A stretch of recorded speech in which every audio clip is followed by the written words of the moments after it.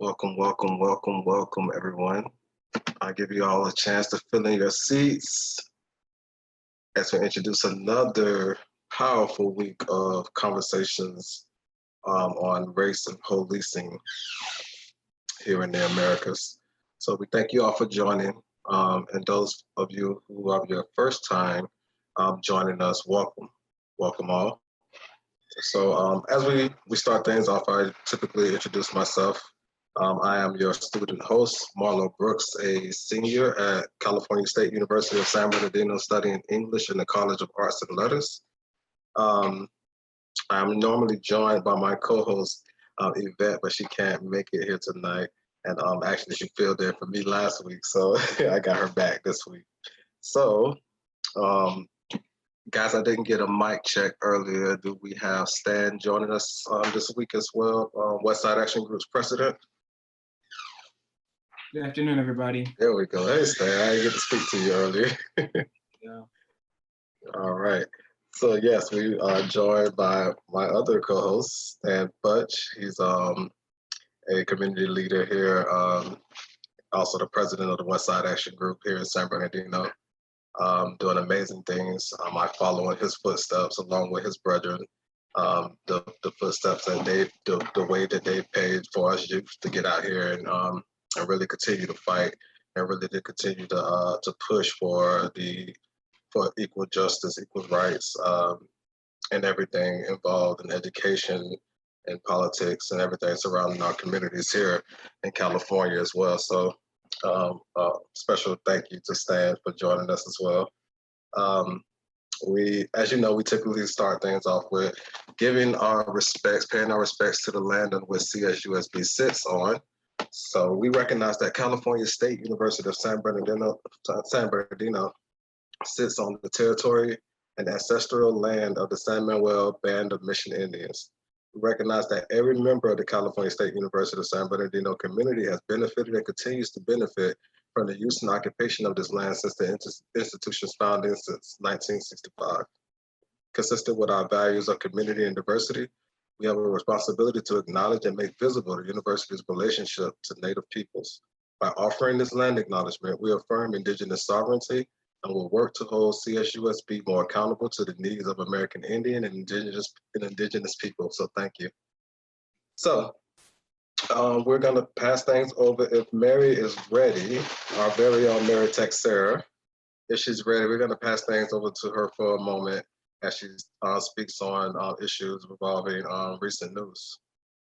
Yes, thank you. Thank you very much, Marlo. We have been, I believe this is our 22nd discussion, Robie? Is that right? Somewhere around there. 21st. 21st, our 21st. We began this, as I said, I have often said, and we have often said, we began this out of the tragedy of George Floyd. And so we thought it was our obligation as university students, professors, staff, to address these issues. And some of us, like me, I've been addressing the issue of law enforcement and criminal justice pretty much all of my career. I'm a sociologist with a specialization in criminal justice, with one of my specializations in criminal justice and social inequality. But we started this one segment shortly after we began the program of telling good news, that is positive news about things that have come out of the Black Lives Matter movement, the Me Too movement, especially as it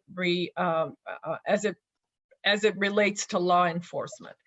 And so one of the things, there's been several pieces of good news, I think, this week, but one of the things that stand out, and I'm only going to talk about that one thing, is we have often mentioned the Sheriff of Los Angeles County, Alex Villanueva, which is an elected position, but he came in sort of very aggressively and not really paying attention to some of the complaints from the community about the LA Sheriff's Department.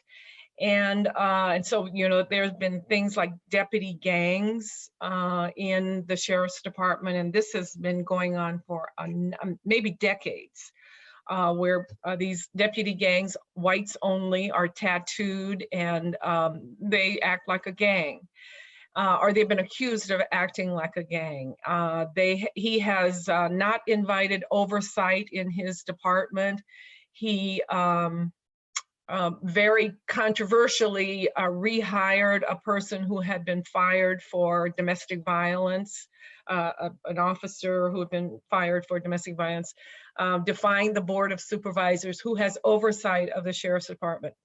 Anyway, they have a 9-member oversight commission, which and who are not in law enforcement, which a lot of law enforcement agencies have now. You know, just kind of as a watchdog. And they unanimously a few days ago called for his resignation, which is rarely heard of in the United States. For the commission, the oversight committee of any law enforcement agency to unanimously call for the resignation of their leader, their sheriff, is highly unusual.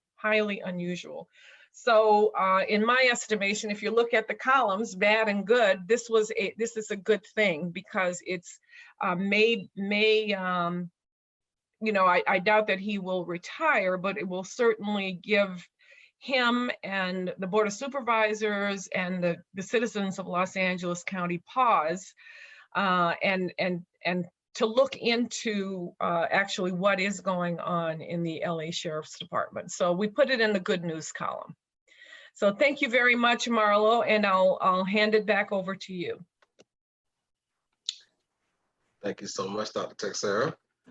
And so, as today goes, we will be introducing our guests. I'll be turning things over to Robie in just one moment. I just want to remind you guys that another reason we convene here weekly is to get questions answered. A lot of things go on in the community across the nation every day. We consider this a safe space where we convene and communicate and conversate with each other weekly.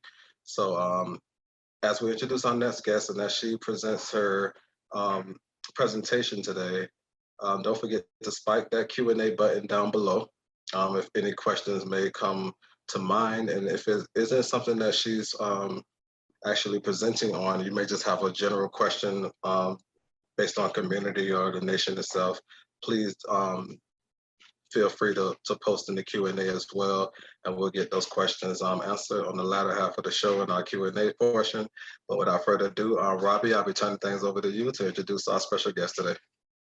Thank you, Marlo. Good afternoon, everyone. My name is Robie Madrigal. I'm one of the organizers of today's program, and I just want to thank everyone for joining us, and a special thanks to Dr. Genevieve Carpio for joining us. She was supposed to give an in-person presentation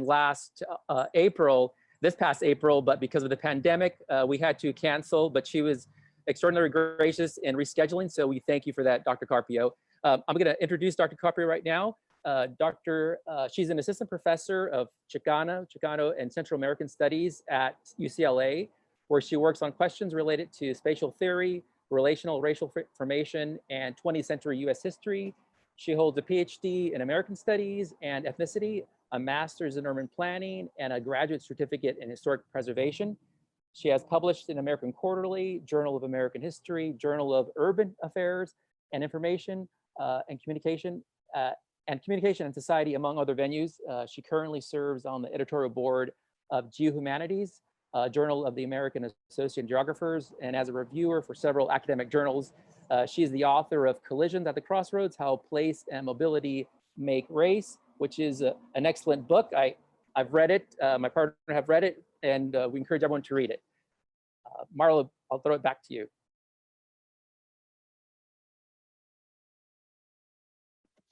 Sorry, I hit the wrong button.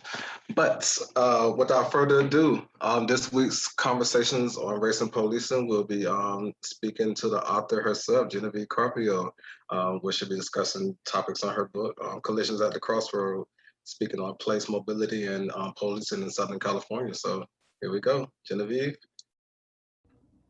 Thank you. It's really great to be here, and I appreciate you all spending your time in this space so we can have a conversation together. And a lot of gratitude to Robie. As he mentioned, we've been trying to coordinate for maybe a year. So this is like the anticipated like meeting, and I get to see all of you. And it's especially great for me to be able to speak to folks who are invested in thinking about inland Southern California in particular.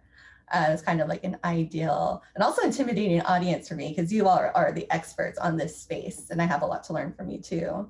Also, my gratitude to the colloquium organizers, Mary, Stan, Marlo, Yvette, who couldn't be here, Jeremy, who I think is coming in later, and Chin for your expertise that keeps this whole thing running.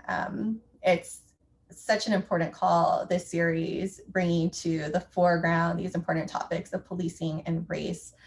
So I'm glad to be a part of this conversation.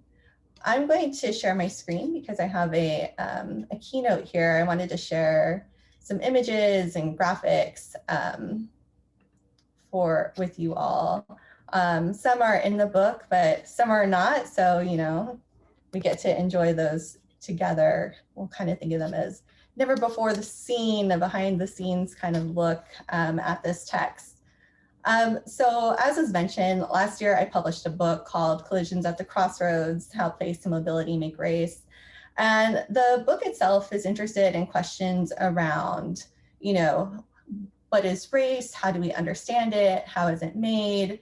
And questions about mobility, which I'll talk a lot more about, but mobility both in the sense of like how people move and get from place to place, but also kind of the meanings that we attach to those types of movements, who gets to move and who doesn't and when. The book itself is historical. It focuses on the 20th century, so the 1900s to just the very beginning of the 2000s. And its focus is on inland Southern California and the relationships that generate from inside out and through this place that many of us think of as home. Today, as a participant in this series, I have the opportunity to pull from the book to talk about legacies of policing in the Inland Empire, because this is an exceptional moment, but it also has a long history. And I think it's imperative that we know our histories because our present is not an accident. Instead, it's intimately tied to our past and the culmination of a series of actors and a series of actions. And I think that recognizing that can be incredibly empowering. I know it was really important for me when I was sitting in on a lecture by Gilda Haas, who is a public intellectual and activist in housing. And she said, quote, "Once you know that it wasn't the market, that it wasn't a natural cycle, that it wasn't inevitable, then you can believe in change. You can witness and know and believe that other human decisions can make it right, take it back, and produce justice." So for me, when we look to the past, it really kind of shakes our present, that it didn't have to be this way, right? And by that same token, through actors and through action, our future can also look different.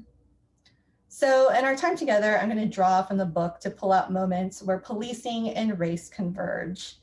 We're going to walk through frameworks for understanding these intersections. You know, I believe there are students in the room, and for me, frameworks and theories have been really helpful for answering questions.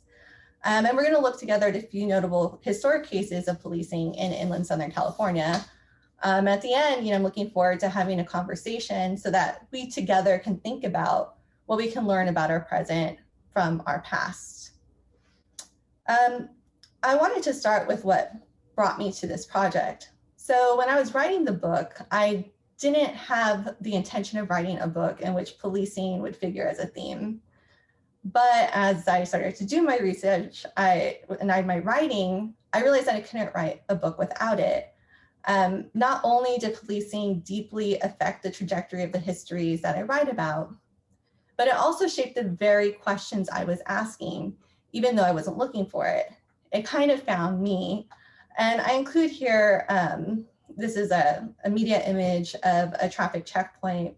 And these were on the rise in the 2000s. Some of you may have experienced them. And there were these mandatory checkpoints on streets held by local police departments to check for sobriety. And although they were supposed to look for drunk driving and the aim was, supposed to be to stop accidents and bodily injury, the checkpoints are often held at like right after school or right after work. So not at nighttime, not near bars, but in residential areas. And they were largely held along Latinx corridors of movement. And at the time these were held, if you were an undocumented immigrant, you cannot have a license in the state of California. So by and large, the people that were actually being stopped and fined at traffic checkpoints were undocumented immigrants and not folks who had high sobriety, had been drinking. So I saw these checkpoints in my home community, and what I'm going to show you next is a video that I took. This is a checkpoint that occurred around 2006 to just give you a sense of what these looked and may have felt like.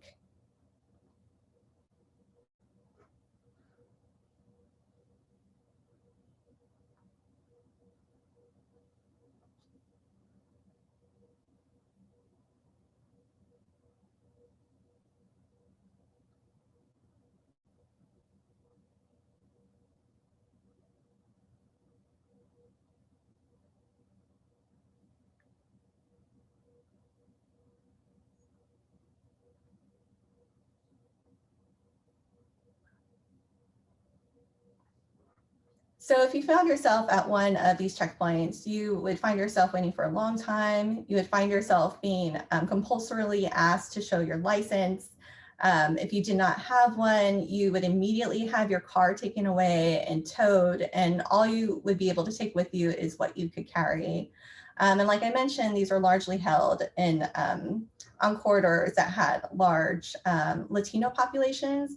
And this particular checkpoint that you see is at a freeway exit. So there's just like a half street where it's one city. And then right where the checkpoint is for people who are crossing over into another city that happens to be majority Latino, Latinx. So this rise in checkpoints occurred alongside this rise in kind of memory and nostalgia for Route 66. And for those of you from this region, you know that Route 66 cuts through it. This popularity could be seen in things like streetscape programs, so murals, signage around Route 66, as well as car shows. One particular car show in the region advertised bringing 500,000 people into the region for its 3-day celebration. These revival efforts, however, were based on a time when the region was imagined as being white and middle class. One example of this is that at one of these festivals, lowriders, which is a popular Mexican-American subculture, were actually banned from participating.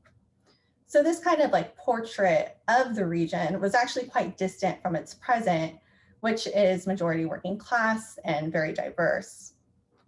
So I was thinking about these checkpoints and how they were occurring at the same time as this kind of celebration around Route 66.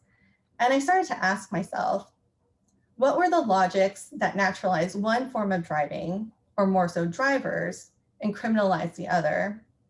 So my work is shaped by this purpose of identifying the historical and spatial processes that lay the foundation for contemporary struggles. It looks across the 20th century to the ways certain types of movement took on racial meaning, and is concerned with contests over the right to mobility in multiracial spaces. My work primarily draws on 4 different areas of study to understand how placemaking, mobility or immobility, and race making are related to one another, the spatial turn, mobility studies, relational racial formations, and histories of inland Southern California. And I'll start with the spatial turn. So when I was first approaching my questions, I looked to scholars in cultural studies who are responding to what's been called the spatial turn. And what this is it's a moment in the 1990s when originally when people talked about or analyzed space or place, these concepts you may have heard that might seem kind of abstract, they were approaching it as a blank field of action on which things happened. But there's this really kind of like interesting change that happens in the 1990s with this increase in scholarship largely shaped by writings by geographers, in which people started to approach place as an active action. So where things were happening mattered to what was happening, rather than them just being stages where things occurred. And this kind of shift in thinking led to this growth in interdisciplinary studies that centered this idea of place or placemaking.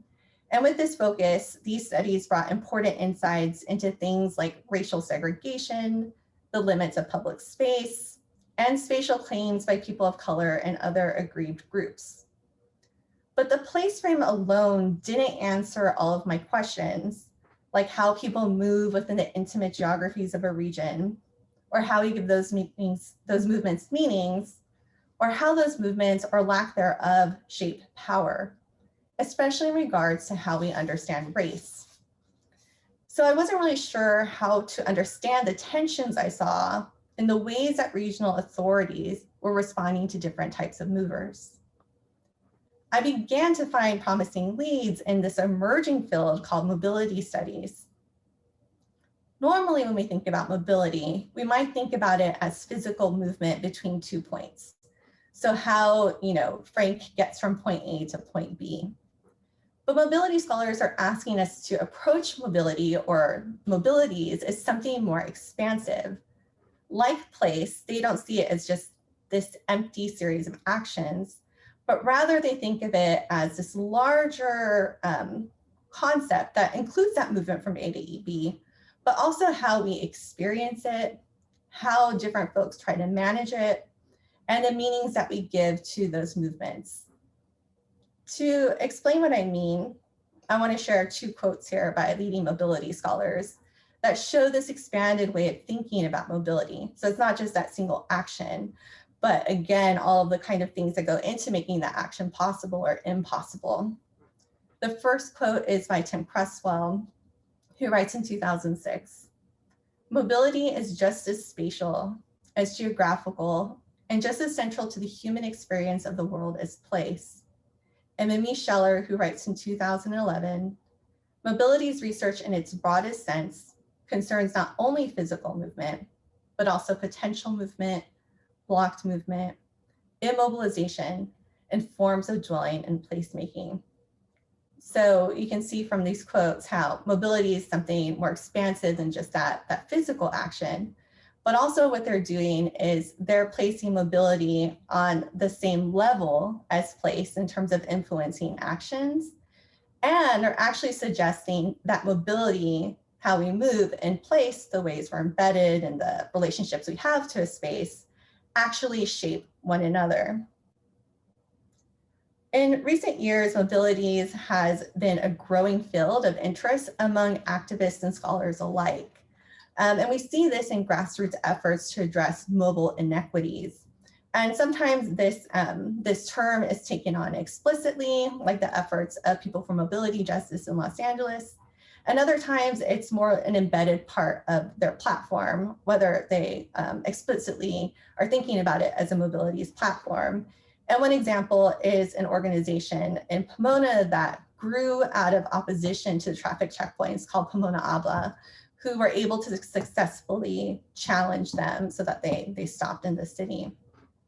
We also see it in scholarship, in the rise of panels, centers, and even special journal issues on the topic. In adopting the spatial turn and mobility studies, it's also been really important for me to adopt a relational race lens when approaching these fields.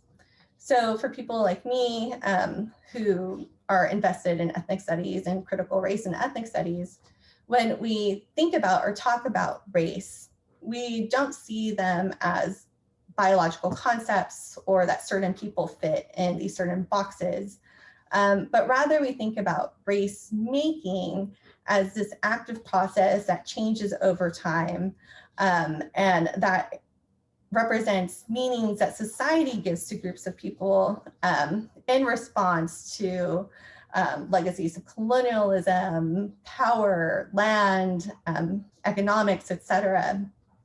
And what relational race formation asks us to do is that often when we talk about race and how race is made, We do it from a non-white group and a white group and putting those two in relationship to one another. But what relational racial formation asks us to do is to think about the myriads of groups present and how all of those groups together, often decentering whiteness, then impact how we understand racial categories at a particular time or in a particular place. And this kind of approach is especially important in multiracial places like here. And it's what drew me to look at cases like those of Japanese bicyclists, Mexican-American drivers, and white Dust Bowl migrants in the same text. And this kind of thing might seem obvious to you, but studies of these groups are often siloed into different texts. And so I think, kind of growing up in Southern California and being trained in ethnic studies, I was really committed to thinking about these types of questions together. The region I focus on is inland Southern California. You might know it by other names, the Inland Empire, the IE, the Inland Valley, or another name. Part of what's tricky about studying this region is actually its elusiveness. It's not a formal region with defined governmental boundaries, so there aren't data sets that strictly kind of define themselves by this region. But we can roughly think about it as the western sections of San Bernardino and Riverside and easternmost LA County. And I include here a map that is in the book, and I made it with the cartographer Omar Ureta. And rather than focusing on place boundaries, the way we kind of shape and talk about the region is through stories and the histories that are examined in the book. So each of those points represents one of those stories. If you look at the state or national levels, research on inland Southern California's history has largely been eclipsed. So oftentimes when we talk about California history, the focus is on Los Angeles or San Francisco or other urban centers. And as a result of that focus, it can often misleadingly appear as if our history is insignificant. But like many of you, I'm sure, I believe this is a critically important place for thinking about histories of race making and power. And there's actually this really exciting growth occurring. Some of you may be familiar with Juan de Lara's new book that looks at the kind of histories and presence of warehousing in the region, and forthcoming work on sport and athletics and popular culture by Osegueda, Allison Rose Jefferson, who just published a book as well on African-American leisure culture. So, and a lot of great work coming out of UCR and other local universities. So inland Southern California is an important site for questions like mine because it's been highly multiracial for a long time. And it's actually been more multiracial than Los Angeles over the course of the 20th century. And also because movement and restrictions on movement have been really important here during my period of focus. Again, I look at the 20th century, and this is a period where agriculture was a really important symbolic and economic driver in the region. And because of that, you had workers coming from across the globe, but you also had movement happening on the regional level quite frequently. With each of these waves came new tensions related to these large-scale movements of immigrants, again, coming to the region from other countries, but also migrants who are traveling internally in the United States to here from far-off places. And you also have tensions related to ways of moving and staying put at the regional level. And in all of these movements, or lack of movements, policing was key.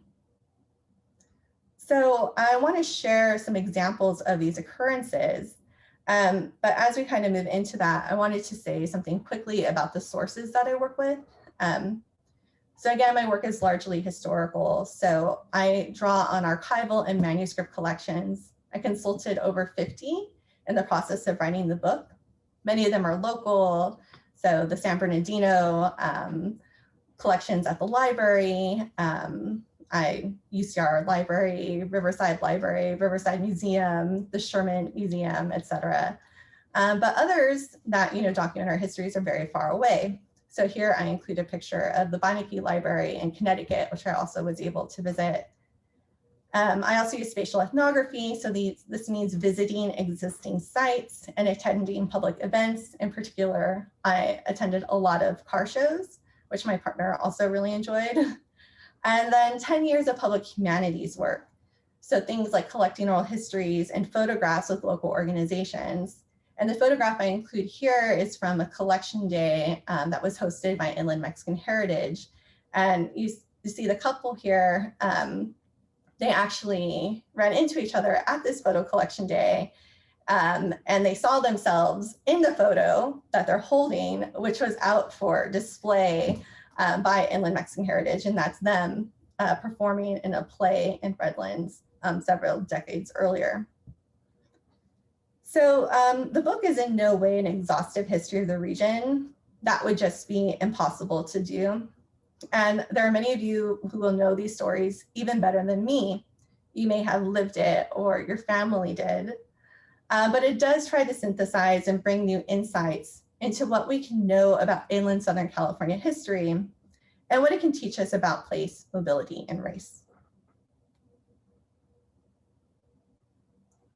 So in my remaining time, I wanted to share a few examples of where place and mobility come together in my research. And specifically, I want to highlight where they can bring insights into race and policing. The book itself is 5 chapters. I have them outlined here so you can get a sense of how the book is organized. But for the purposes of this talk, I'll be moving in and out of the chapters, focusing on those stories that are most relevant to the colloquium topic. And some of you, if you're looking closely at the slide, might notice the familiar landmark in the background.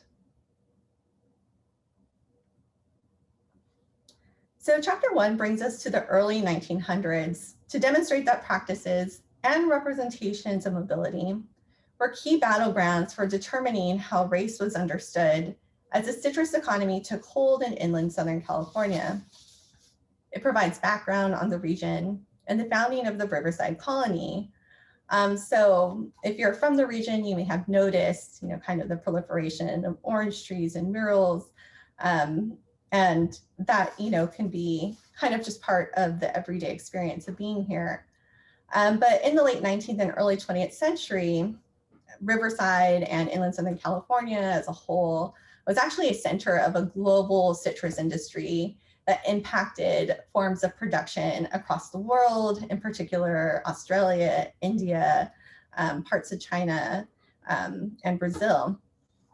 This chapter follows how in the early years of Riverside's founding, mobility and settlement took on divergent racial meanings for white colonists who had recently migrated versus American Indian and Mexican residents who were either indigenous to the region or had lived there longer term. I include here a photo from a case that I used to frame the chapter. And this includes President Roosevelt, who's holding a shovel, as he honors Riverside migrants in a ceremonial replanting of the region's first orange tree.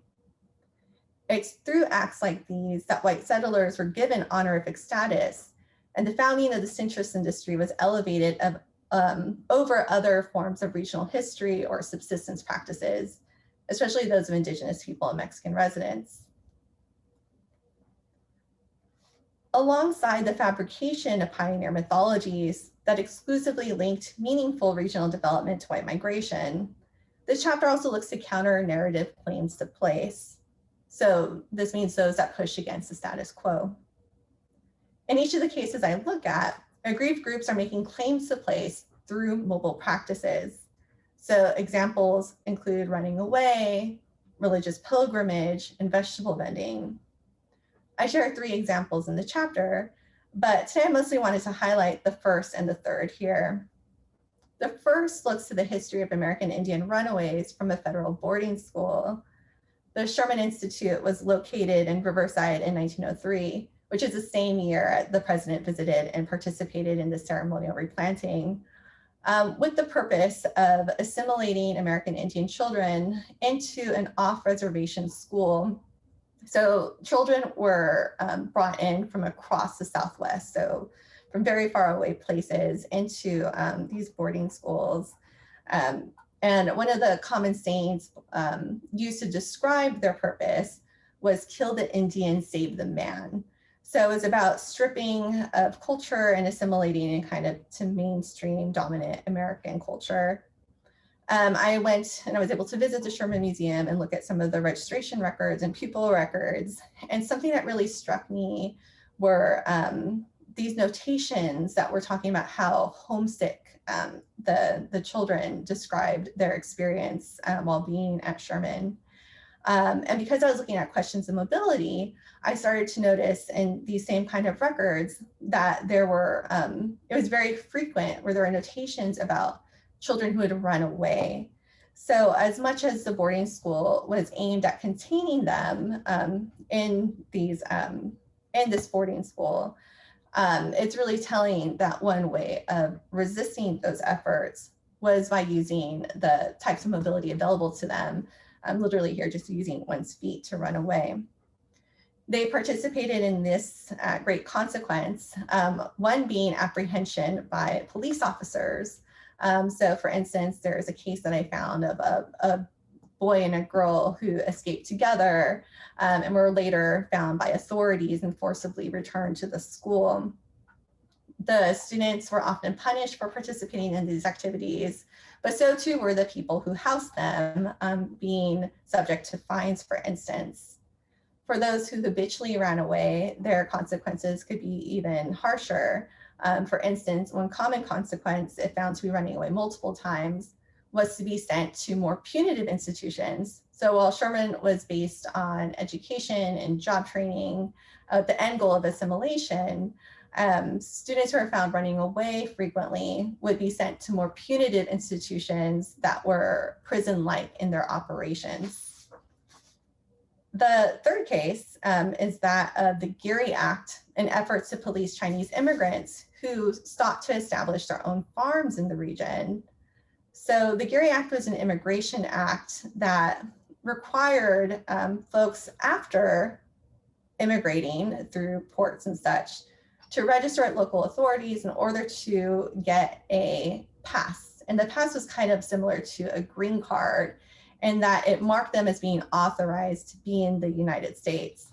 And this was the first time that this kind of thing happened, where someone had to register outside of those border crossings to prove they were here with authorization. And one of the mechanisms that emerged in order to allow the Geary Act to have weight was the creation of Chinese patrols. And this is the predecessor of ICE. So these are kind of state officials whose job it is to find Chinese residents who do not have passes and are thus unauthorized to be in the United States. And Chinese patrols operated far away from borders, including the inland region.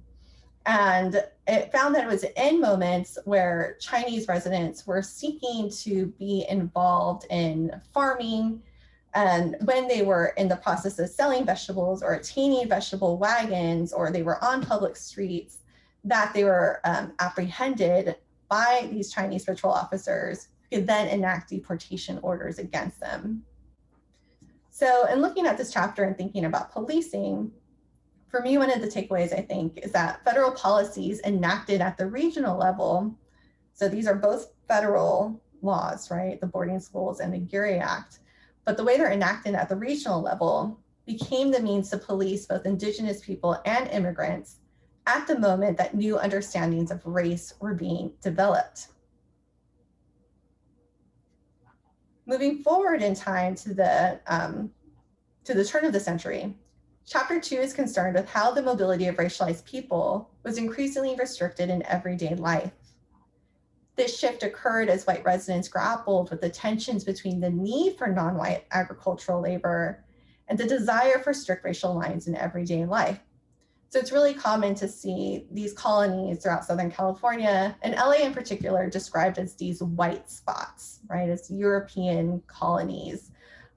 Yet, while there's this desire to kind of echo this, this kind of racial homogeneity in the communities, there's this practical need for non-white labor in these agricultural communities. This chapter is especially concerned with rising criminalization of regional forms of mobility in response to immigration from Japan.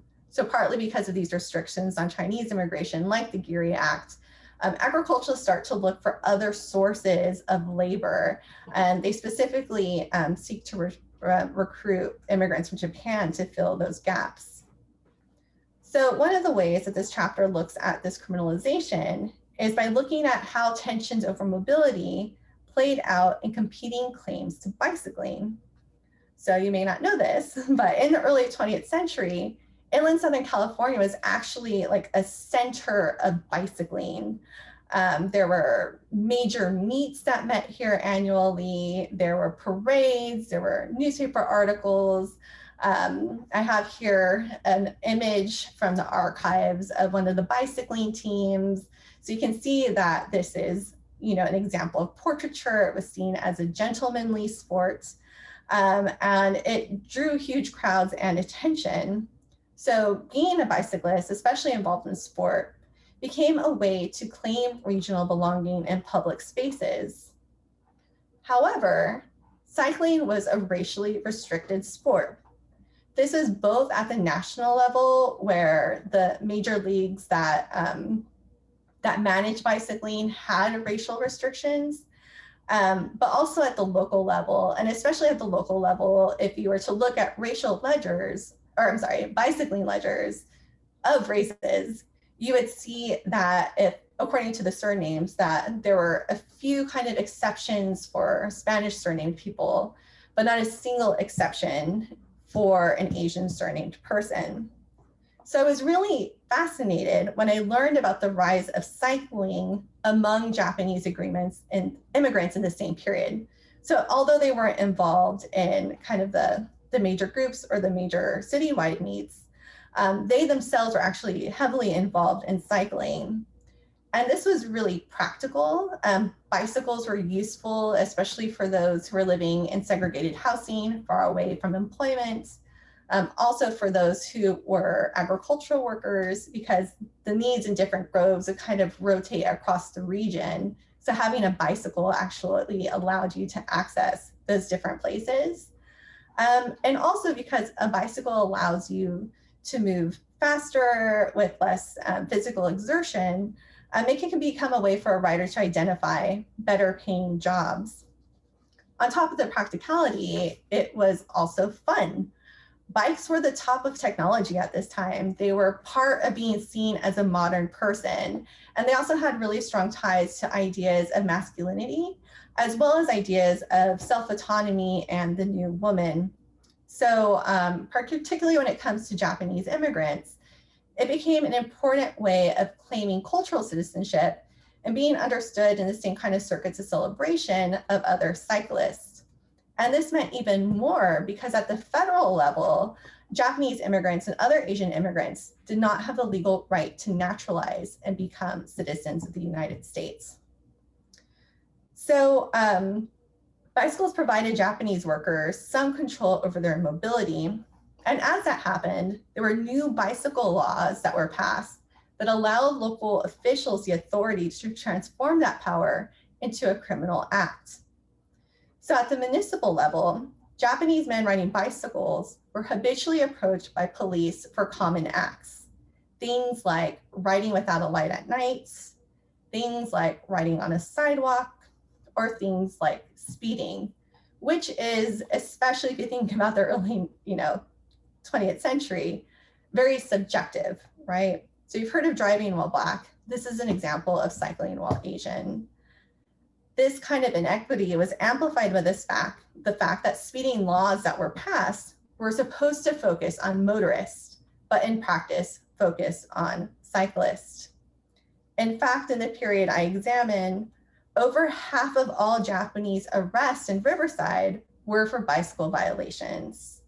And this is really striking because looking at kind of the county ledgers of arrests, overall, Japanese people were arrested at really low rates. And it was really only through cycling that we see this primary means through which Japanese immigrants are policed, which, I go into further detail in the book and describe it as an effort to maintain spatial and racial borders.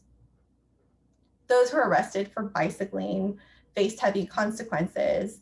They could have fines ranging up to $100, which even now is a lot of money. I got a parking ticket the other day for $40 and was very upset. So try to imagine $100 in this time period. But it could also lead to imprisonment, which if you think about it is this extreme form of immobility with times of imprisonment lasting up to 6 months for a bicycling violation. Traffic ordinances not only increase kind of the criminalization of Japanese immigrants, but they also increase police powers overall. So on the one hand, it creates crimes where crimes didn't exist before, right? So, you know, before the ordinance, you rode on a sidewalk, not a crime. After the ordinance, you ride on a sidewalk, you know, a few times and you're fined $100. It also signaled the rise of motorcycle enforcement by police officers, which allowed them to enact laws at higher speeds and higher surveillance. But the particular traffic law I look at as well, also we see it granting police officers the right of way on public streets. So now we kind of take for granted that when you hear a police siren, you're supposed to pull over. But it really reflects a set of decisions that prioritize police rights to use of the streets over uses. So in a place where movement through mobility was so important, and partly because of the agricultural economy, but also how things are spread out throughout the region, and where racialized people some power, we also see these staunch efforts to curtail that mobility. So policing becomes a central means through which movement were managed. So moving on to chapter 3. Chapter 3 is concerned with how different types of mobilities after World War I become understood not as individualized behaviors, as racialized norms. So this idea that certain groups of people inherently move more. But I'm actually going to skip past this chapter in order to talk about other ones that have stronger links to policing. But I'd be happy to talk about it in Q&A if people are interested. So chapter 4 focuses on the 1920s through the Depression era, to kind of place your mind, think about the just beginning parts moving into the Depression and then all the way, and which ends approximately at the beginning of World War II, to the end though. So I was interested in this time period because there's a huge economic decline, which changes social relations in the region, but also because the citrus in Southern California and Los Angeles begin to grow closer to one another. And by that, I mean that there's more movement to places and people going between them. This increased movement, in addition to financial pressures, again, lead to more policing. The chapter I'm interested in looking at these changing relationships, especially in terms of how races and how that's impacted by the rise of automobiles. Draws on oral histories and photographs I helped collect with public history groups, and I include one here from the organization Inland Mexican Heritage. So historians writing about cars in the decades preceding the Depression have often talked about them as leisure items for the white middle class. The sources I collected suggest instead that in the Mexican American community in California, automobiles were a working class item used to traverse varied economic and social landscapes. Period sources suggest that ethnic Mexicans actually own automobiles at twice the rate of the California population. Owning a vehicle was often a financial hardship. It required cutting back elsewhere. There's people who went without food or without shoes so that they could put gas in their cars. However, created by Mexican American drivers still suggests that automobiles meant economic mobility as we're creating jobs, supplemental income by transporting fellow workers, and social ties as a means for maintaining regional family and friendship bonds to travel. Most so, cars are leveraged culturally as a symbolic system used to reflect life in the United States. So for instance, if you look to the records, cars frequently appear in Mexican American photography and Mexican immigrant corridos, which you can think of as poetry set to music. And I'm sharing here just a few images that were collected by Inland Mexican Heritage. And you'll notice the kind of ubiquity, the everydayness of cars in this early period in people's lives. But it's also really kind of striking how commonly they figure into photos and the close kind of physical relationship between the person in the photo and the car, especially considering that these are kind of self-decided compositions, as well as the photos that people chose to submit to the archive. Yet the meanings Mexicans made themselves didn't necessarily correspond to dominant culture.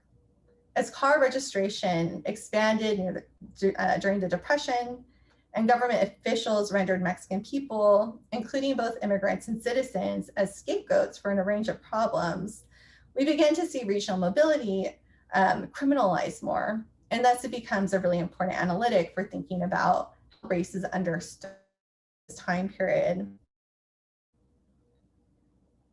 One of the examples at popular radio crime drama called Calling All Cars. This was a radio show with 30-minute episodes that dramatized true crime. So if you've ever watched Law and Order, you know, it's kind of like that, but radio in 30s.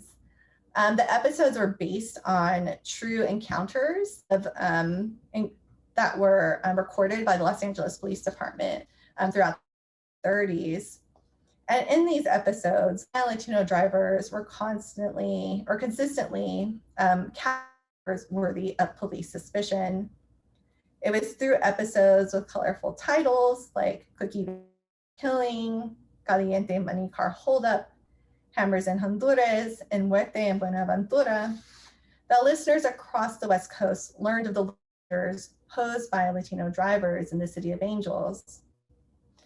The rhythm of these episodes was held by the voice of an actual police dispatch at each broadcast. So I'm going to play a quick clip for you so you can get a sense of what those sounded like. And you can see kind of the realism in the broadcast. The clip I'm going to play you is called The Missing Mexican Sheiks. And chic is a word that refers to subculture that was popular at the time. That's kind of akin to the zoot suiters, but a decade.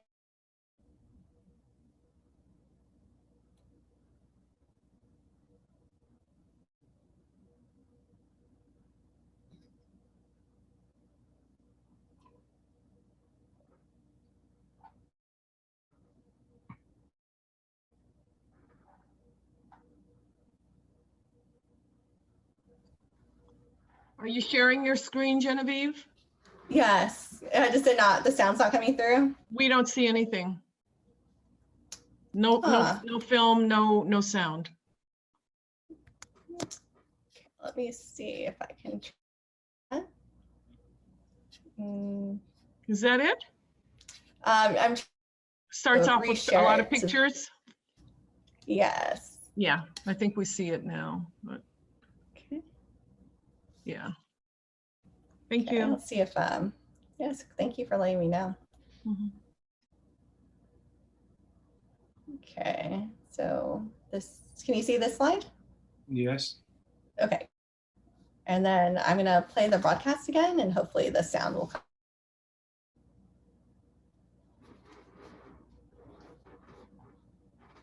We're not getting it.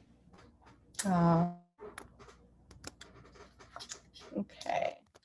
Well, it's certain that there will always be technical difficulty when presenting. So I'm glad the screen itself is showing.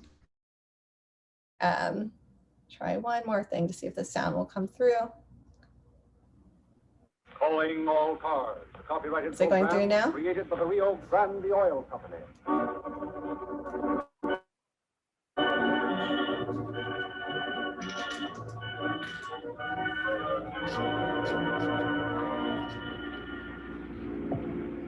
Police calling all cars, attention all cars, broadcast 6 regarding a holdup.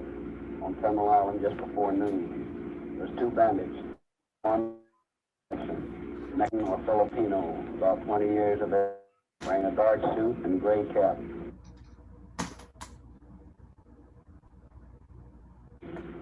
You men may be heading north toward Los Angeles. Keep your eyes open, boys. That's all. Roads and close. All right, did that sound go through? Yes, it did.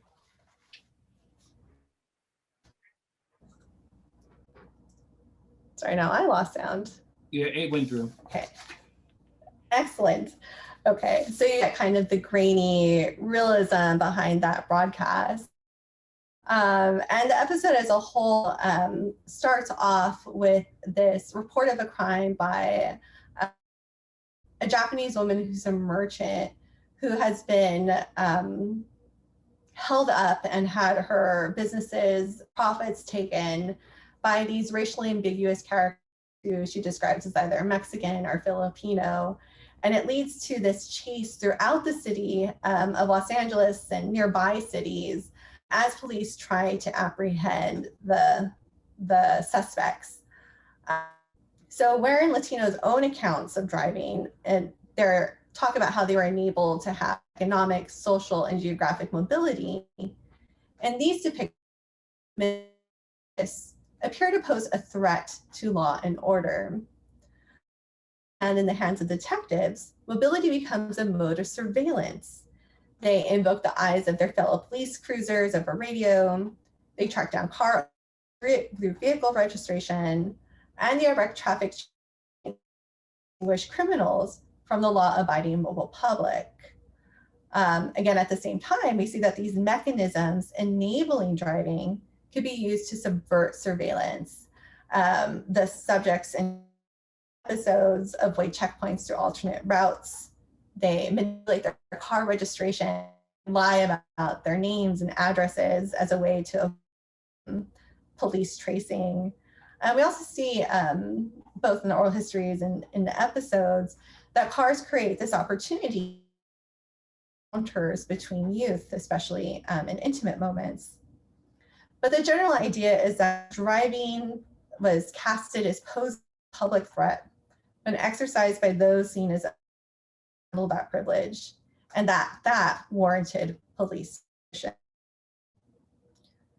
The trope of the suspect Latino motorists and their cost to American drivers was repeated, but it wasn't only a product of popular culture. Racial disparity rates across the LAPD rose the most dramatically for Latino juveniles. Boys were most frequently admitted to state schools, violating the Motor Vehicle Act. So just kind of emphasize this, the number reason that boys are sent into the system is for violations of motor laws, and in particular, joyriding. I include a statistic here. So at the most punitive of the state and correctional schools, 12% of all boys were sent there for joyriding, but 28% of Mexican boys were. So that's over twice as many. I'll also point out here that while the data and the statistics use the term Mexican, this word also often included other Latino origin people.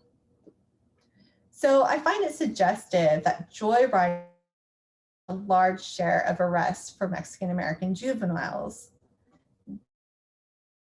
Joyriding is an infraction that can only be identified when it's the driver that suspects a motor infraction. So these types of laws are highly vulnerable to racial profiling. Chapter 5 moves forward to World War II, when inland Southern California underwent a transition from a semi-rural citrus belt into a suburban inland empire, as the region's often been called. The time frame of the book, its bookends, are the rise and the decline of the citrus industry.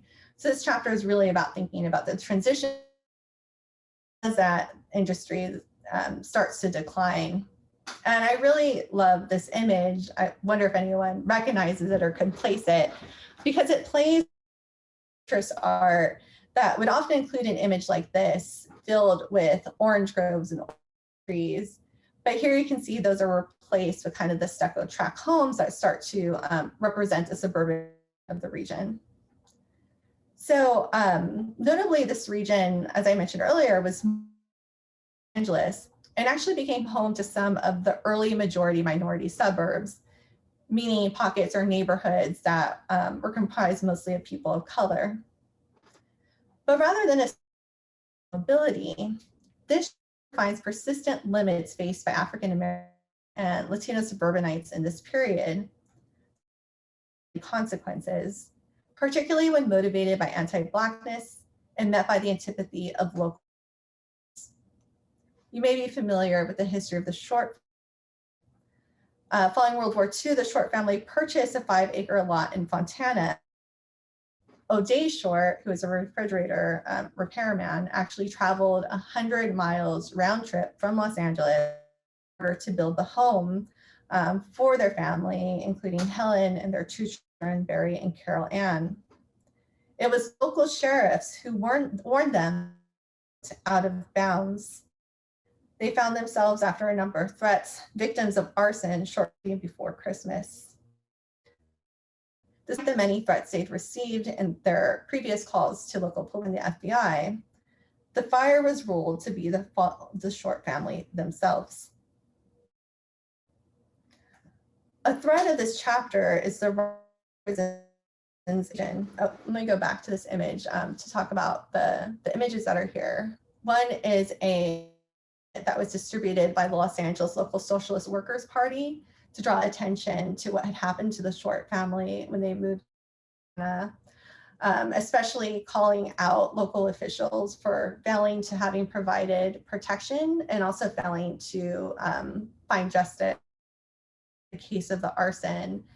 There is a more recent photo that was published in the Inland Valley Daily Bulletin of a memorial that brought attention to the family, and pictured in it are their children, Barry and Carol Ann. So after is the rise of prisons in the region. One reporter even dubs the region Prison Valley. She writes, while most local residents fight freeway traffic, rising housing costs and smog as they try to make this valley a place to call home, about 12,000 women are fighting demons of a different sort. The prison complex that rose in the Inland Valley during the 70s and 80s was a significant regional growth engine. In just this region, there were 4 state prisons that were housed, as well as fire camps. So these are where imprisoned people work with officials to fight fires. And this is actually something that has received increased attention the past month as we've had wildfires spread across California. In looking to prisons, I wanted to highlight how some people's mobility, including people of color, often in mobility of others. Correctional institutions spent hundreds of thousands of dollars on medical services. They contracted with local plumbers, mechanics, and teachers at cost in the millions.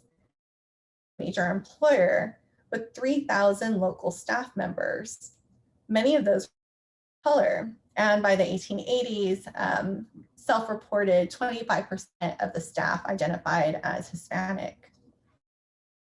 But in looking at prisons, I also wanted to explore the diverse mobility strategies of imprisoned people, despite their containment. Things like restrictions on their bodies and choosing life on the run, of fostering reciprocal networks between self-help groups and suburban education, and working to shrink geographic divides between families. So here I include kind of 3 rows of images that were mobility strategies. So the first shows newspaper clippings that the increase in imprisoned people who were running away from some of the larger state institutions. And interesting because for a good part of particular prison's history, it was actually an open campus without gates or guard towers. But changes in how prisons operated the population became more and more concentrated, enough resources, there were increases in violence because of kind of the increased stressors. People weren't given the right for outside time. In prison, people started to plan, some the walkout, for instance. But others decided to actually leave, again, without permission, these prisons as the prison conditions started to worsen in the 70s and into the 80s. So you see this real spike at both the men and the women's prison. And if you look further to the right, this is an example of a newsletter that's created by a prison group and Viva la Causa. These included poetry, art, articles talking about the prison industrial complex, efforts to talk about scholarships and applying to college. So where people couldn't leave the prison with their actual bodies, these newsletters example of how their words and thoughts and ideas are circulated. And through things, organizations that they self-formed, there are also occurrences where the prison themselves, through partnerships they were forming with local organizations and specifically local college studies departments. And image is a visiting day. And some of the efforts that in-prison people are involved is trying to shrink the geographic gap between where the prisons are located and where their families are located. And in places like Los Angeles, this time the regions increasingly knit together through things like freeways. There still weren't convenient ways for people to travel with transportation. So we see advocacy for buses, as well as the creation of special events that would bring family members to the prisons for visiting days, as well as outside allies who help to create places where visiting families can come, take a long trip, take a shuttle to the prison grounds and to get some childcare while they visited. The conclusion poses questions about how we remember mobility in the region, one of the fastest growing in the nation, and how and celebrate certain forms of mobility to the exclusion of others. And some I look at are Route 66 heritage, as well as kind of creation and script around a popular regional center called Victoria Gardens. So I've shared histories of race and policing in the inland region, drawing from the research in my book, Collisions at the Crossroads. Although the book itself isn't about policing, it was and experience it that generated the questions that drive the book.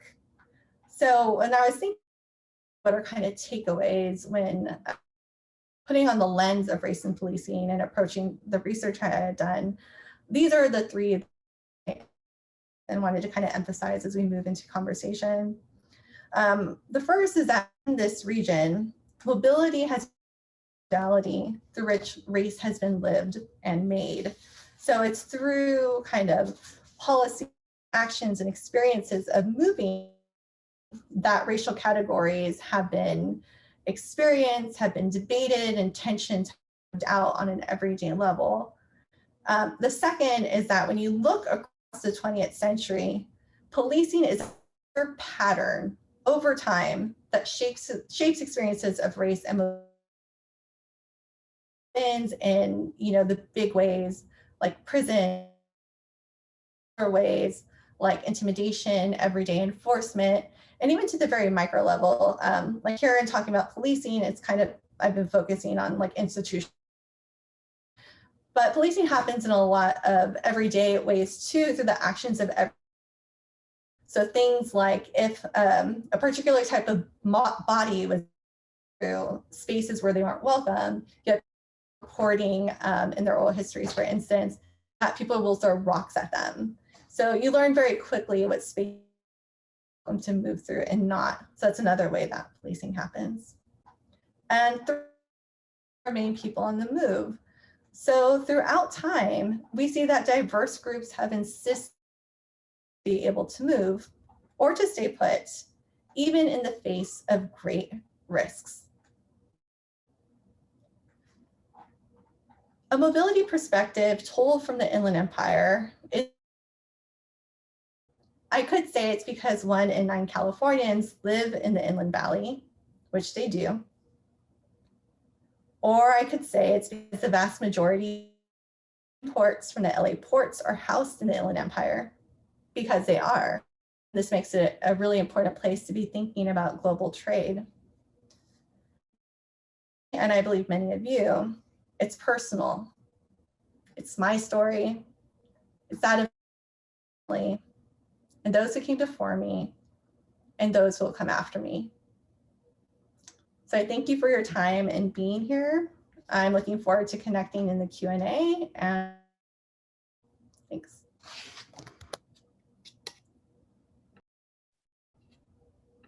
No, thank you, Genevieve. That was definitely informal and sort of a guide into a timeline in the history of people of color, systematically how they move and how they're placed in the IE, so to speak. So that was definitely for someone that's not from California, who now resides in San Bernardino and who's always interested in the history of San Bernardino and the surrounding parts. That was needed. That was definitely needed. So I thank you for that. It's interesting to see how in the early 1900s, authorities found ways to criminalize bicycling. That was that was almost. I know how we saw jaywalking, but we can put a thumb on jaywalking just to prevent accidents for pedestrians. We could put a thumb on that, but being charged speeding on a bicycle, that's almost, we don't want you here. We'll find any way to to keep you on the move, and so that's very interesting. It's also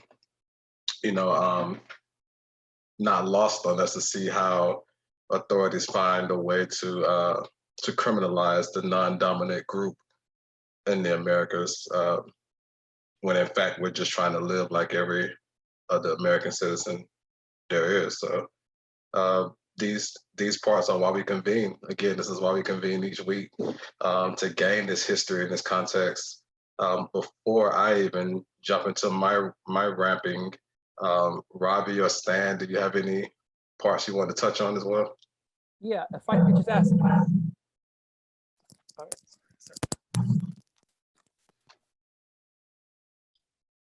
Yeah, can you hear me now? There you go.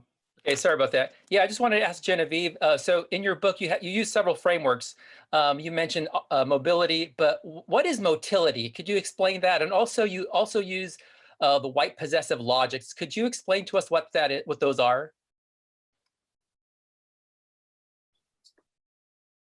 Yeah, thanks for those. And thank you, Marlo, for your comments. I'm so glad to hear the connections that you're making, and totally agree, these kind of policies serve as ways of offering permissions on criminalizing people, when they're in public spaces, right? Like streets, like sidewalks, and it just it repeats, but it shifts and morphs according to who's seen as the problem, at any given time, who's challenging hegemony. So I thank you for those insightful comments. So your questions, yes.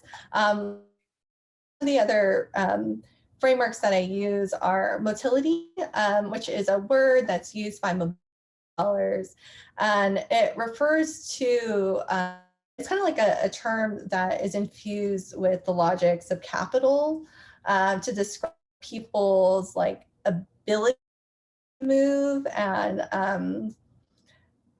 the people have really high motility. And often when we think about the ideal mobile subject, the person who comes to mind is the international person, so someone who has wealth, someone who is often male, someone who often has the privileges of whiteness that allows them to move in and out of spaces.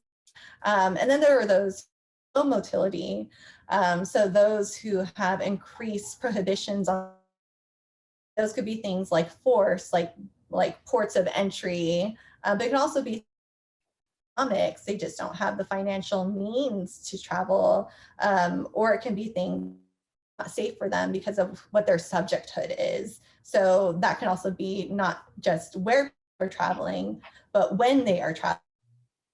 So there's a number of transportation studies, for instance, that look at women identifying people and kind of the times of day that they describe feeling like they feel safe moving. Other ways that very subtly someone's motility can be lowered, and others enjoy really low. And sometimes there's some really great nuance, I think, added by a scholar named Dui about differential mobilities, who explains also sometimes people that move a lot actually have very little power. So it's those that are kind of like environmental destruction or refugee status, or enslavement, right? Or we can think about the prisoners as well, are being moved far distances, but often outside of their own choosing. Yeah, and white possession logics I can get into as well, but that's a term that ties it to processes of settler colonialism and kind of the everyday narratives of space and how we understand places or come to understand places as nations like the United States or like Australia through colonialism that that naturalize that instead of us naturalizing the idea of Indigenous sovereignty and ownership, which is why I think it's so important to have things like the land acknowledgement that you opened with. Thank you. Mm-hmm. Well, very good. Lots of information, lots of history for the IE. I appreciate that. One of the things you mentioned that I know very well is the orange industry.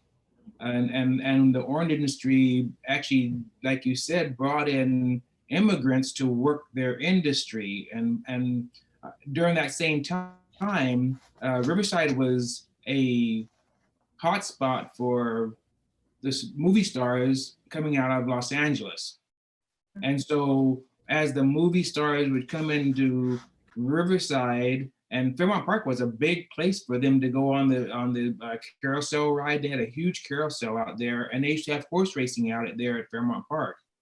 And so Riverside was used for a lot of movie stars, and at the same time, there were a lot of workers that worked the farm industry. A lot of your history parallels with the African American history in the IE also. I know my grandmother, she was a migrant worker, and she went to Blythe, to Merced, to wherever the picking was, and did their picking. And so they bring people in to do their work, but then they stymie them by making laws that keep them, like you said, immobile. And so it's very much a story of every day in America. We need you to come and do our work, but we don't want you over here.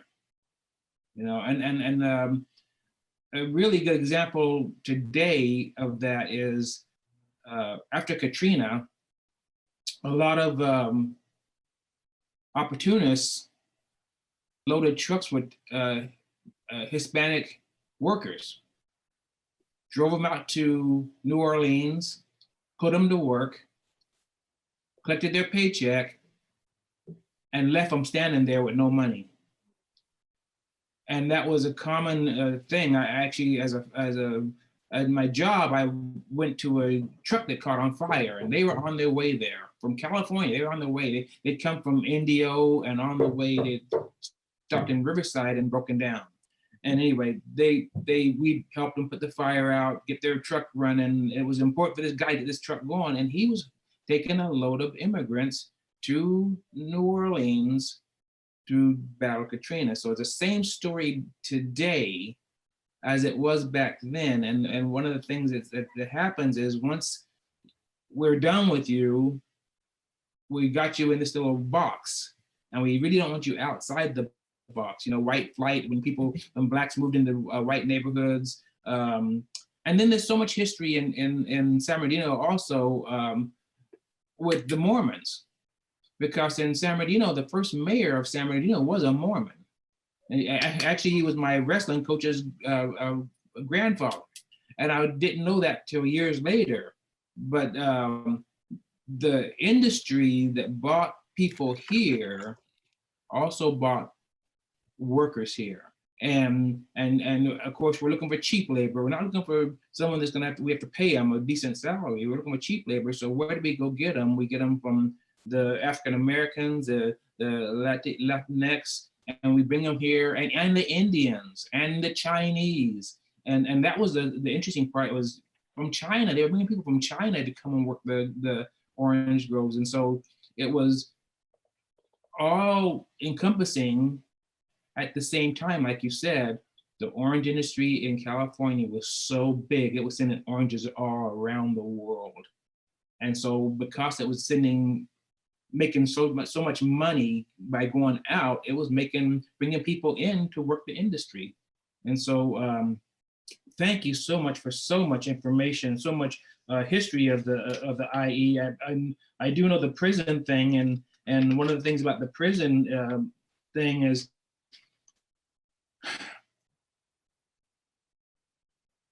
I know when I started taking the juvenile delinquents, and they were taking the juveniles and they're sending them out to Twin Pines, which is in Banning. And so LA juvenile delinquents were being sent to Banning. What would happen as a cause of that was the families would, like you said, take the bus rides to go visit their children. But more than that, they actually moved to the Banning area, and they moved to the Beaumont area. And as a result, not too long ago, they had race riots out there, and it was the kids from the families from LA who brought their children out here, that they formed little gangs within themselves, and it caused a lot of problems. Instead of having the juveniles from LA stay in the LA area so the families could visit them easily, they forced them to move out to Banning and Beaumont. So a lot of history, and Geneva, thank you so much for bringing that to us. Thank you for your comment and sharing your insights. Like, what if history and just like the connections, to, we think about these Banning, right? And like those are connected to people with families that like often and like remain kind of, and like how people experience living in the region and are very invested in these stories and their stories. I mean, I love that kind of story about like your wrestling coach, right? His grandfather is the first mayor of San Bernardino. I didn't know it till I went and visited him, and they're Mormons, and he's in Utah teaching. He's a professor in Utah, and I went to go visit him, and we were sitting there talking, and he said, well, my grandfather was the first mayor, or great grandfather was the first mayor of San Bernardino. I went, really? And he goes, yeah, because San Bernardino was supposed to be Salt Lake City.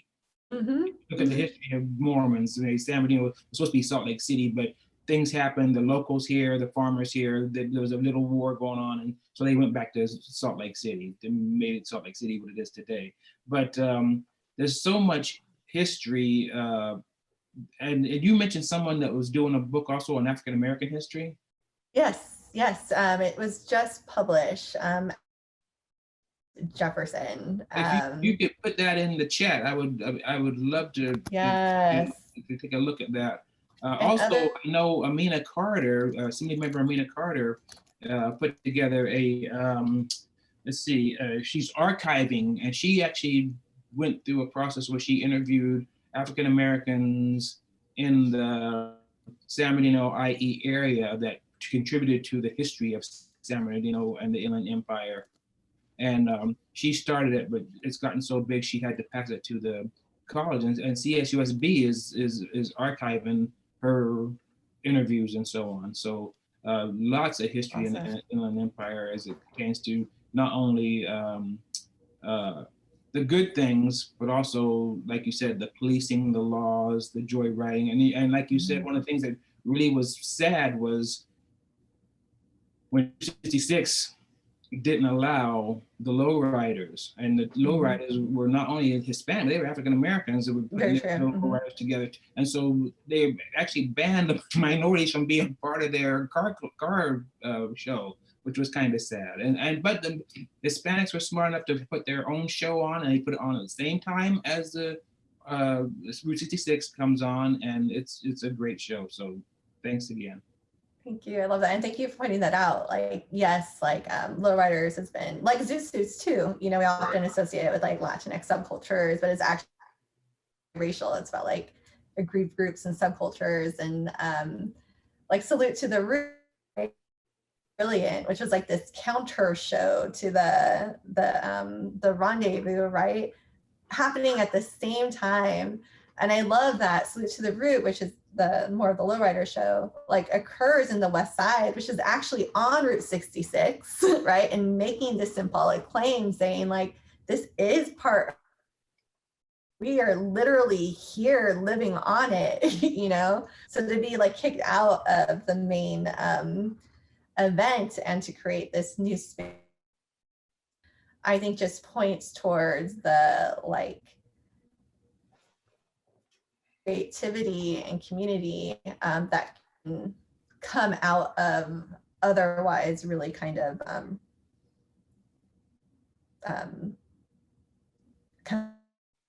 by like state agency. We take lemons and make lemonade, and that's what they did. It's a great thing, great story. Yes. Right. Genevieve, take it from a student that misses that hands-on classroom care. You just brought me back to school today. Like I was sitting here taking notes throughout your presentation and just, you know, wanting to raise my hand at points. It's just like this was a very good week on the show. We're gonna get right into some Q&As. I did want to speak on just, you know, I'm always aware of the similarities that our different ethnicities faced when it comes to injustices and criminalization and things like that, and just to be able to hear the history. And when we're not speaking so broadly, in a sense, we're speaking narrowly on SoCal itself, just to see what families that are still surviving to this day went through growing up. And when you first started your show, your presentation off, you spoke on the DUI checkpoints, which is something that generally still happens to this very day. So it just speaks to the embedded systematic criminalization that they use, the techniques that they use on underprivileged communities to criminalize them, and it speaks to, you know, how we move. You're absolutely right when you're speaking on motility. It speaks to when you move. You know, you might feel more comfortable to move at 6 a.m. to get some errands around, you know, when you know it's not much law enforcement on the road at the time. But I'm just a kid in the classroom setting right now, so that's just one thing I miss about the classroom. But I want to jump straight into Q&A so we can get some of our viewers' questions answered, if you don't mind. And I see, my co-host, hello, Yvette. Yvette posed the question, I often hear a fear of jaywalking among people of color and a lack of fear of jaywalking from non-binary people of color. Can you explain on this awareness we have without even knowing about the topic you covered?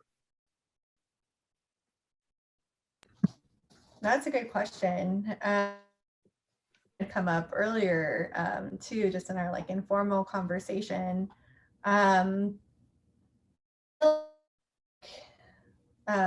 These are kind of the soft ways that I was talking about, like, or like the everyday ways that people's movements are, like, people are smart, like they learn like what's safe for them and what isn't, and where the risks are and where the risks are uneven. So I think in the case of jaywalking, there are folks who can that their bodies aren't the types of bodies that are going to be targeted what is an everyday form of moving through cities. And there are others who know from a very young age, whether that's by family or friends or lived experience, that any of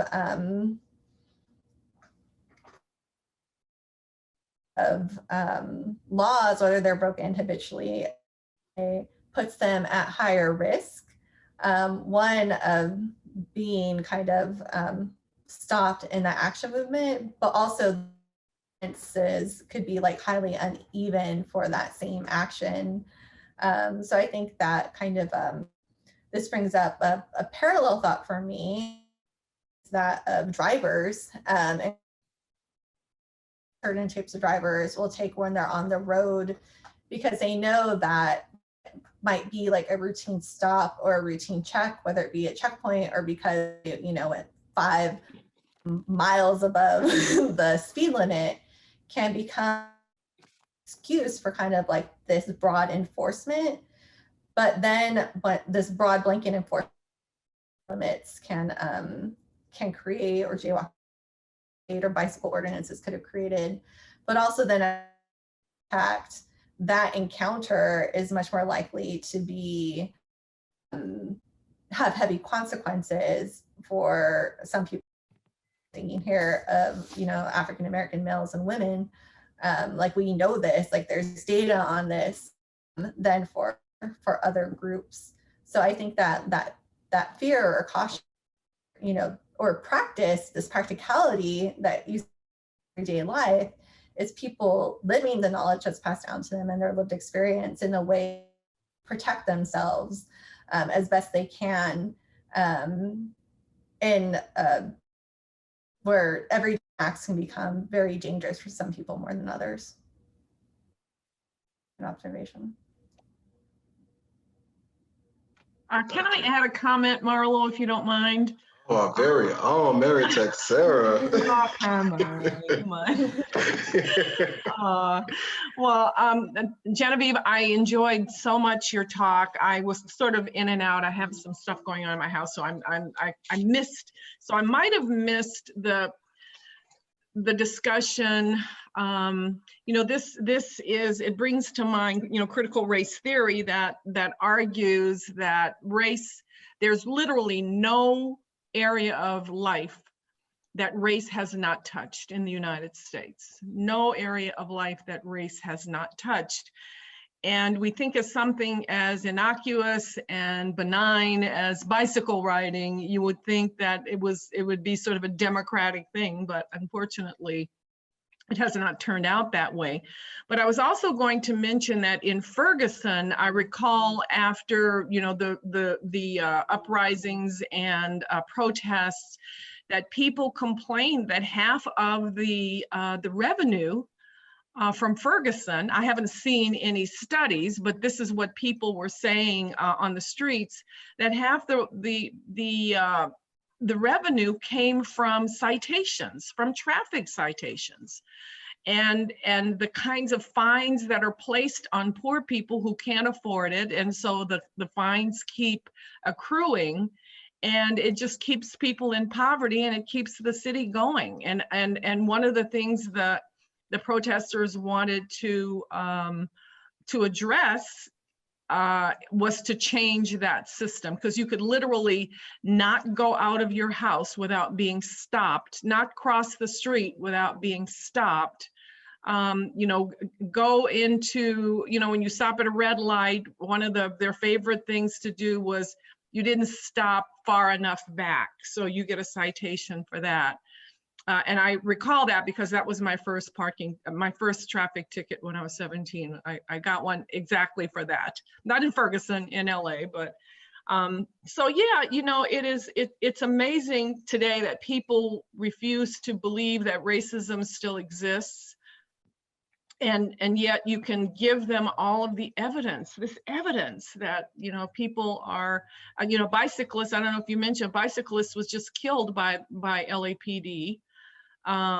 a couple of weeks ago, and that was a unarmed bicyclist. So I think this has been very, very enlightening, and I so appreciate your coming to our campus to talk to us about that. For those comments, like just complete. I'm so glad that you brought into the conversation kind of that there are like economic incentives and benefits policing and fining of racialized bodies. Likewise with the DUI checkpoints, those were a huge moneymaker. Municipal governments were able to apply for grants to fund them, and money could go into things like police overtime, right? So you have individual police officers also benefiting, many who don't live in cities where the checkpoints are held. And there was one person who was stopped at a checkpoint that in an interview had described it as an immigrant tax, right? Because these particular ones were really kind of targeting Latinx populations. There was one held right after a city-sponsored non-alcoholic Cinco de Mayo festival, just to give you like a sense of like the kind of acuteness of it. But like definitely, I think we see it in jaywalking tickets and driving citations. Like there's a lot of money to be made from this, and oftentimes it's like state sponsored and initiated, but it's playing out level, right, and the municipal level. And I think your comment like draws a lot of attention to that. I hadn't heard that about Ferguson, but I'm like, yes, that makes like perfect sense that would be like a part of the platform to draw attention to like the systemic ways that like how money flows is encouraging this kind of policing and actually rewarding it on backs of people of color. Yeah, your comment that race touches everything, so true. And especially the things that we don't even, that like large parts of the population don't see because we take it so for granted.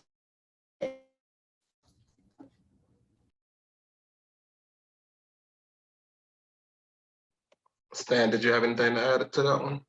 Oh, I just want to say, I know one of the things going on in Redlands is Redlands actually has a peace officer that's assigned to DUIs. And I don't know if anyone has not been to Redlands. Redlands has a Orange Street that has, I would say, about 40 bars or drinking establishments. And so when you put 40, if you get that many liquor license out, and then you counter that with putting an individual on the street that his only job is to pull people over and check them for drinking and driving, that's huge money. That's huge money that cities pulling in, and of course, we know biases, and biases are always going to say, well, I'm going to pull the Latino over, I'm going to pull the African American over before I pull the white over. But just the fact that they're pulling people over, this guy is assigned to one thing and one thing only, and that is to pull over drunk drivers. And the amount of funds being brought into that city is astronomical, and the shame on them for having that many drinking establishments in a 4-block radius. Shame on them.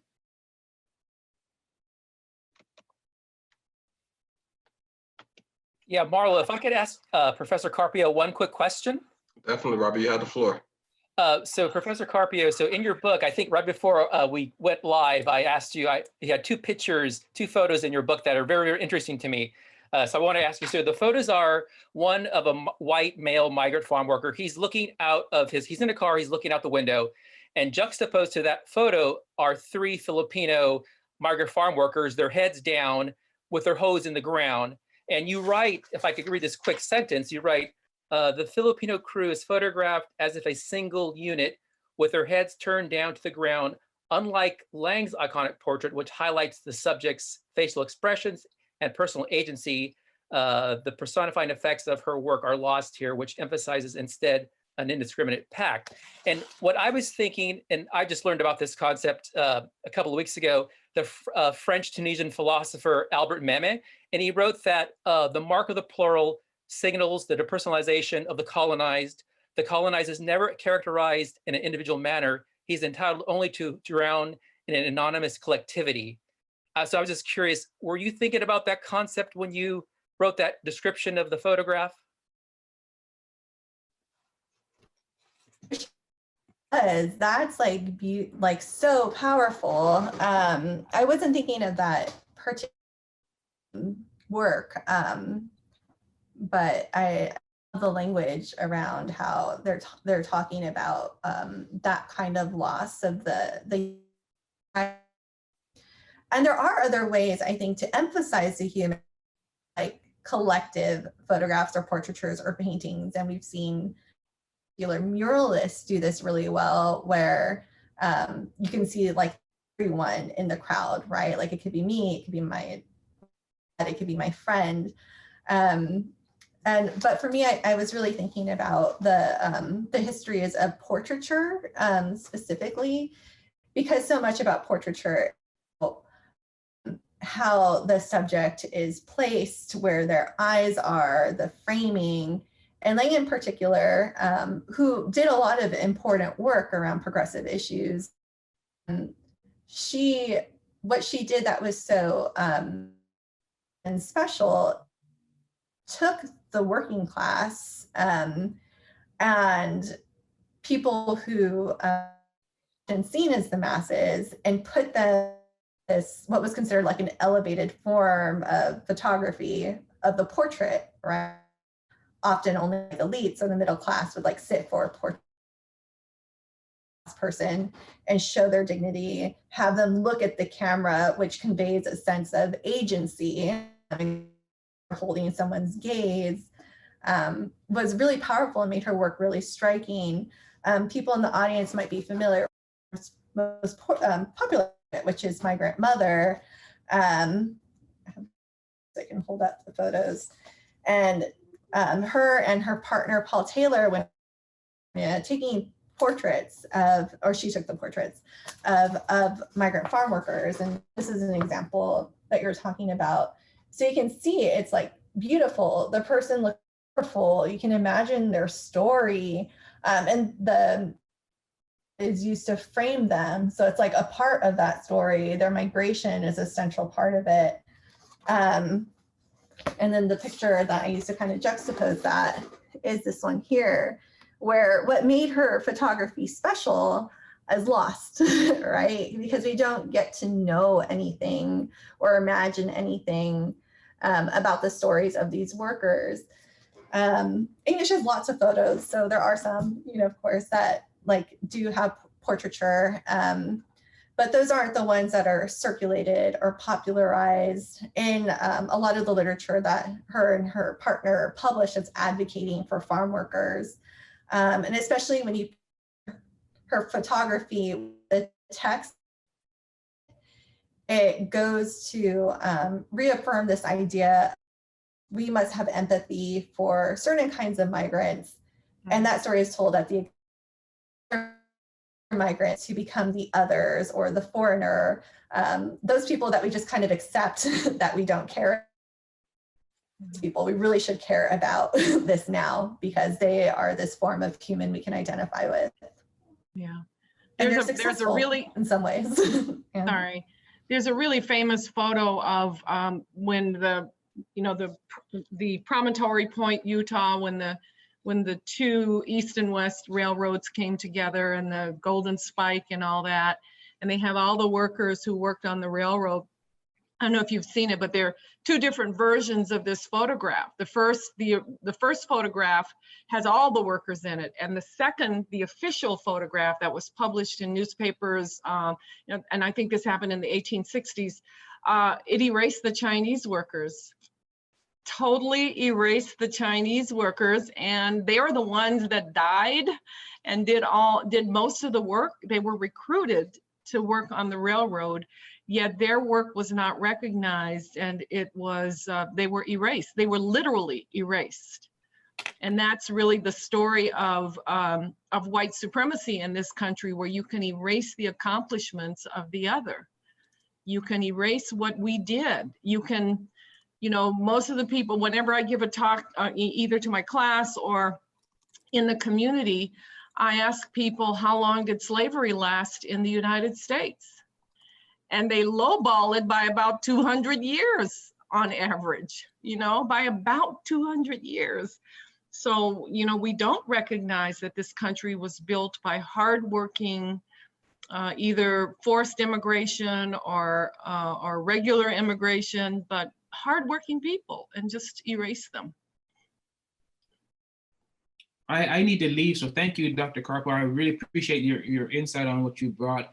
And Mary, on the same text, you know, you look at all the, you know, what Black folks did as slaves, and most of them did housework. And if you start looking at all the items that were invented over the years that clean homes, a large amount of it was invented by the slaves to make their job a little bit easier.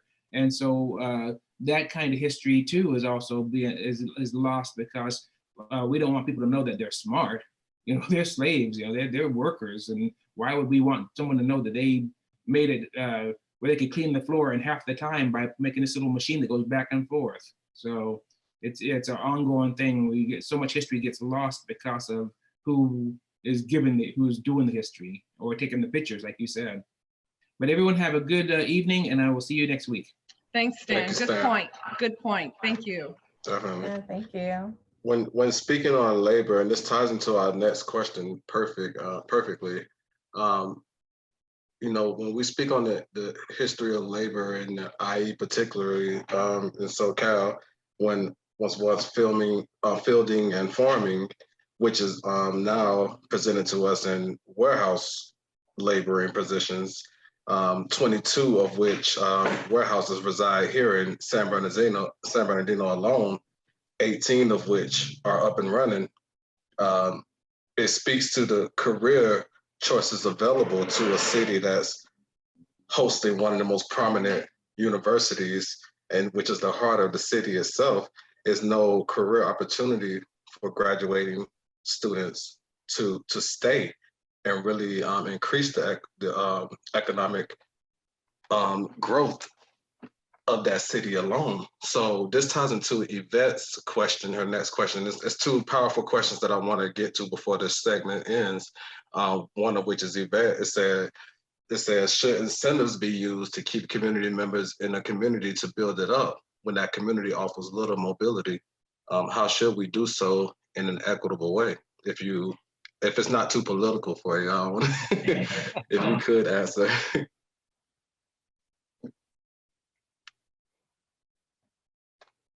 Looking for my unmute button.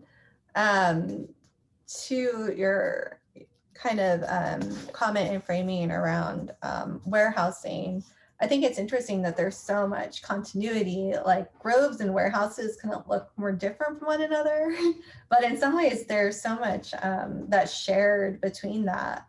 Like in many ways, the jobs in the fields like put the onus on individual people to like stitch together year-round incomes by moving to different groves as they needed them. So in some ways it's like this flex economy, and also to be prepared to go for like, you know, maybe 2 months without any kind of likelihood of getting employment and needing to travel oftentimes to cities like Los Angeles or Fresno or elsewhere to kind of create this year-long income.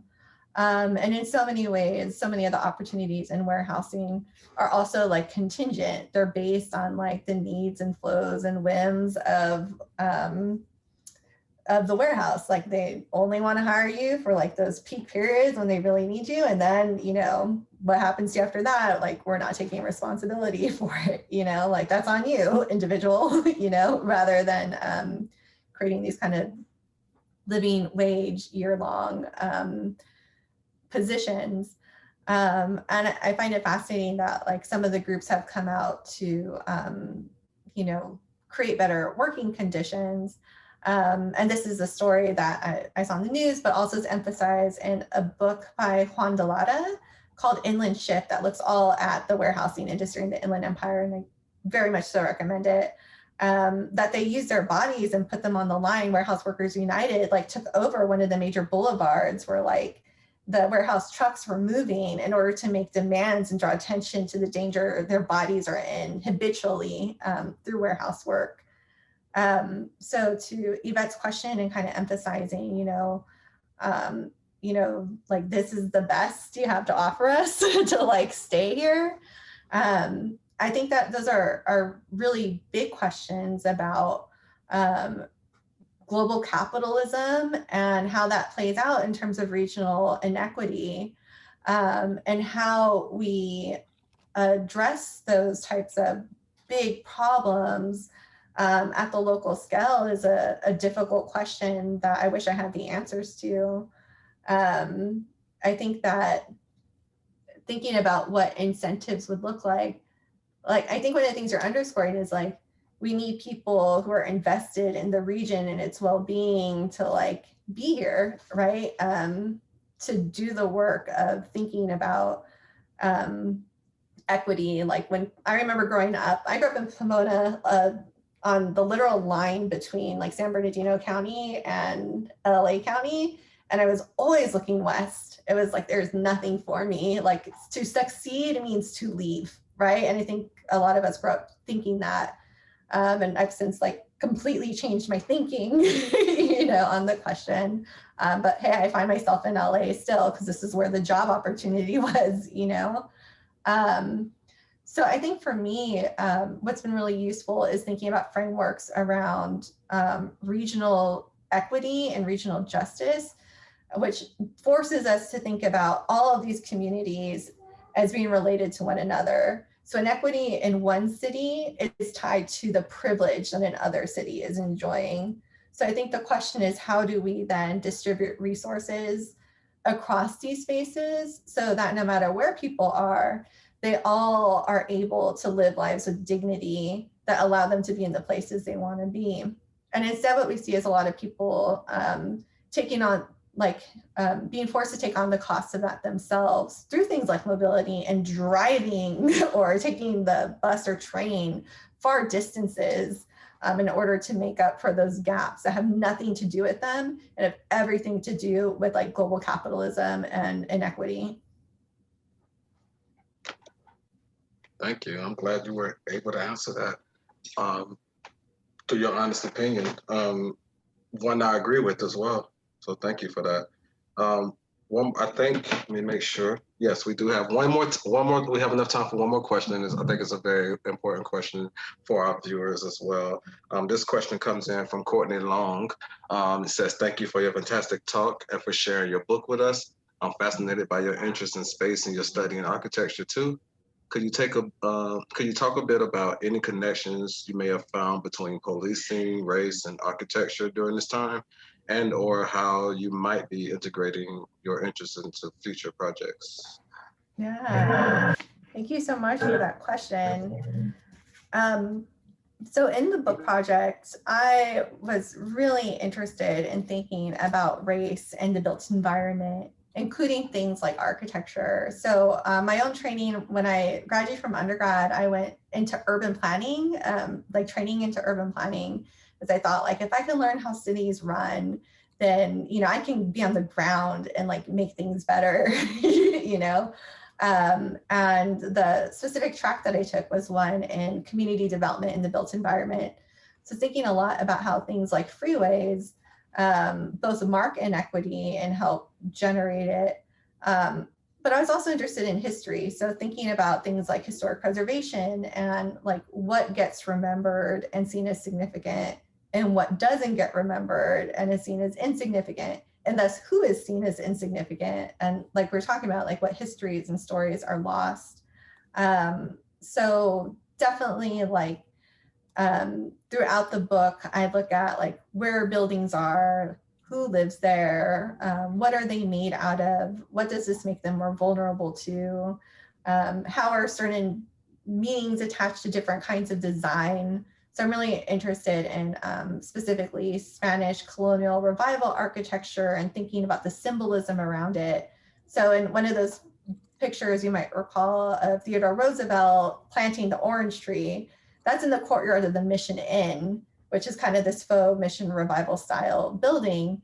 And for me, it's really significant that that happened there. And I describe it as parallel to like placing an American flag in the soil. You know, it's kind of this, this symbolic act where it's white migrants and colonists in the citrus industry that are being marked as replacing like the Spanish colonists. So architecture becomes a big part of these stories. I also end the book with this analysis of Victoria Gardens, which, or the VG, I don't know if people still call it that, but which is this outdoor mall where developers literally create a regional story that they then create this walking tableau for. So if you were to walk through the mall, it starts off with the story of a small farm town and ends with the modern metropolis. And the way that story is told is through the architecture. So I love architecture because it's one of those things, again, that's all around us, that's communicating to us all the time, but we might not even realize it. Like, it's odd that we buy our tires from something that looks like a mission, right? Like, what is that about? In terms of the connections to policing, I've thought of some things like roads and where they're placed, and or like streets, and like how well they're maintained and how that might impact how people are moving. I've thought about like housing and racial segregation. But I don't know that in the book, at least, that connection between architecture, like buildings, and policing is something I've drawn out. But it's something that you're definitely making me think about now, definitely in terms of like the prisons, and like how the architecture of the Chino prison, for instance, changes over time. And that in part reflects their philosophy around imprisonment, from being this idea of rehabilitation in an open air setting to instead being punitive in nature. And it's at that time that you have like barbed wire and guard towers like added onto these structures. So in that sense, I do think that like the prisons become a really important place for thinking about those connections. But I wonder where we might find it in less overt places as well. Your question's really generative for me in that sense. Thank you. Thank you. I don't think I could understand any of this unless it was coming from you directly. Like if I was a student in one of your classes, I would be there all day with you. I can't thank you enough for joining us. The work you do is much needed. I would love to see more people venture into this field. I think you have the voice to really motivate people to pursue this type of career. This is just genius work you're doing, honestly. I can't let you leave without telling our viewers how they could get a hold of your book. If that's possible, if you could post it in the chat for them, if you want to tell them or anything, if they want to follow you on any social medias, if you promoting your book or any events you may be doing that people may want to attend, this is your platform as well. Yeah, thank you for that. I'll put a link to the book there. If anyone in the audience, like, you know, wants the book, but maybe like finances are hard, send me an email or anyone, you know, and I'll give you the press discount for that as well. Or I might be able to help you figure out a way to get open access to it. I really just want the ideas out there. And you can also follow me on social media. I'm on Instagram and Twitter as Dr. Jenna Carpio. And I post things on like history, mobility, but also just like thinking about like first generation students and like how to navigate academia, or people that might not see themselves represented in academia. Kind of talk about that experience, partly because of my role as a faculty and resident. I was saying I'm both at home and at UCLA right now because I live here. So if these questions are generative for anyone, or you're interested in this kind of research, I definitely encourage you to reach out. I'd love to connect. And just real quick, we do have a library. However, a faculty member just checked it out. Oh, okay. We know who that is too. You just totally dropped a dime on me. Thanks a lot. Well, once There might again, be one other copy, though. I think there might be another copy. I'll check with the dean if we can maybe get 2 or 3. Great. Great. Yeah. yeah. Thank you. Thank you It was- so much, Robbie. It's sad we couldn't get you in April, but I'm glad we were able to steal your time now. This was definitely an amazing broadcast tonight. Mary, Robbie, any last words before we sign out, guys? Just want to thank Jennifer or Genevieve for this remarkable work that you're doing, and for sharing that with us tonight. And you did it so beautifully. Really appreciate it. Yeah, thank you, Professor Carpio. And just real quick, one of your colleagues, Dr. Laura Gomez, she'll be speaking in the spring with us.